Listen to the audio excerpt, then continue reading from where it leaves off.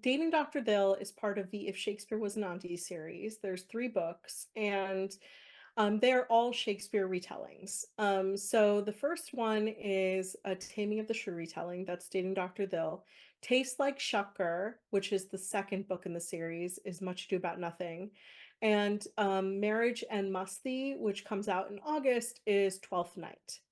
And the origin story of this series is, first of all, my editor knew that I had like a voice that was, that was funnier, and she was pushing me to kind of challenge myself to write another rom-com, but for adults. And so I was kicking around ideas for rom-coms, and then at that time my husband and I were he was in DC, I was in Pennsylvania. We were dating. We had already gotten engaged. We both of us have an arranged marriage, and so we got engaged, but we weren't living together quite yet. And I would go down to DC to see him, and of course, what do you do in DC? You go to the museums on weekends. And so we went to the Folger Library. So the Folger Library has the largest collection of Shakespeare folios that are in existence. And these folios are these reams of paper that Shakespeare had written his plays on, and there are multiple iterations for each play.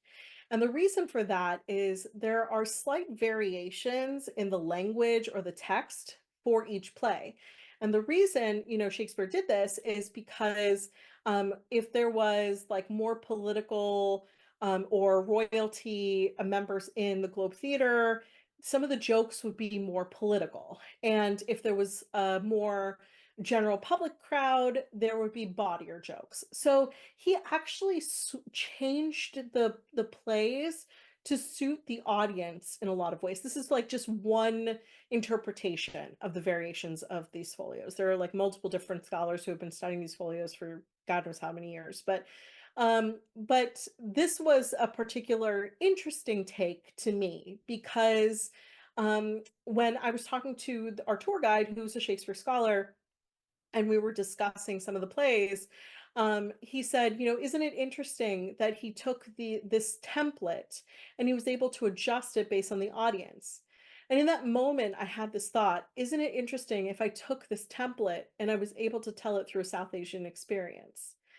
And so I called up my editor like on Monday and I said, I have this thought, just go with me. But what if this like Shakespeare character is actually just like a group of really like nosy meddling aunties? And that is how the concept for the series began. And Taming of the Shrew does not translate well. So like the original play is actually like a terrible take on like misogyny and like almost like emotional abuse. But what I found really interesting is that in the story, there are like these small lines, like in this play, there are these lines that Petruchio, the hero, it says about not believing in love, just believes marriage is a vehicle of something, like believes that, there are certain things that you can do to kind of like get the relationship that you want. And so I thought this was like an interesting persona for someone who's really just hiding behind this trauma of maybe losing someone who he did have like passionate feelings for. And so that is how Dr. Dill came about. Tastes Like Shucker is an adaptation. It's inspired by Much Ado About Nothing. Much Ado About Nothing is my favorite Shakespeare play. There's so many like shenanigans and hijinks, and the two most interesting characters technically should not be considered like the main characters of the story. They're not the ones who are like going through this wedding. They're the supporting characters. They're the ones who are always in service of others. And so when you think of like the South Asian community and you think of like people who are always in service of like their family, it's always the oldest child. And so in Taste Like Shucker, what I have is two people who are always supporting their family, putting their family, their friends before themselves.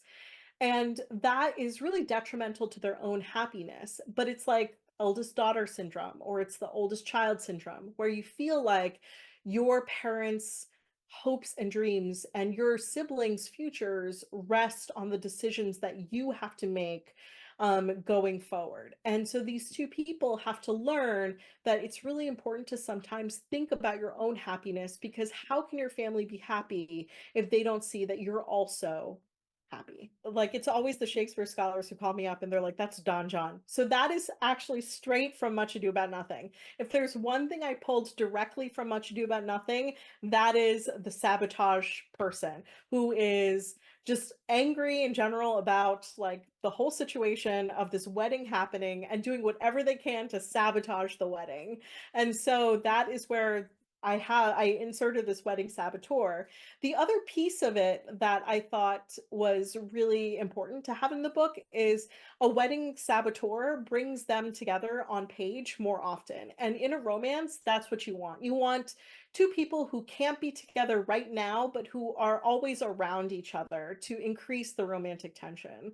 And so that book is probably my most intimate book for that reason. So Vera and Deepak were probably the hardest to write because I felt like I knew them so well by the end of the series. And you'd think that because I knew them so well, I would be able to write them easily. And I feel like that is actually, for me, that was the opposite, because I wanted them to still be able to surprise me and surprise my readers. So I had to do a little bit more digging into them as people. So 12th Night is the template for Marriage and Musty. And 12th Night is interesting because there is cross-dressing that happens in the play. And cross-dressing for a heterosexual person is considered transphobic. So you can't do it. And I had no intention of doing it. So instead, what I did, and I kind of sowed the seed in the first book, and I've kind of carried it through all three books. But Vera is a twin, and her twin sister is gay. And so I always knew that this was going to be like the kind of like a story more about two heroines instead of just one. And so when I got to Marriage and Musty, I knew that I had two people. One of them had pretty much been dropping hints consistently across the two books that she was in love with her best friend. And I had the best friend who was just completely focused on his getting this job that he'd been spending his entire life training to get. And so I had to figure out a way to make it that she fell first, but he falls harder. And the way that happened was having an accidental wedding. So in the beginning of Marriage and Musty, these two people are who have not seen each other for 8 months since the end of the second book, ended up together in a small beach town in India because she's hiding there after she was fired from her father's like company. And her life is kind of in shambles. He comes to her because his life is falling apart, and she had asked him for help for something after not talking to him for months. And they get drunk, they see a wedding happening on a beach, they go see the wedding, they end up going through the wedding. And an Indian wedding, there are 7 circles that you walk around the fire. This is like very traditional, but in the 7 circles, there's like a mantra or a prayer that's said for every circle. And one of the circles is, I will follow you as my best friend for the rest of my life. And that is the moment when he's like, friendship is like, should be the foundation for every marriage. And why have I never thought that this one person in front of me is my best friend, is the romantic partner that I should have always considered from the beginning? And that is the light switch that I use to kind of create this romantic relationship between the two of them, that started in book 3 instead of starting earlier in the book or in the series.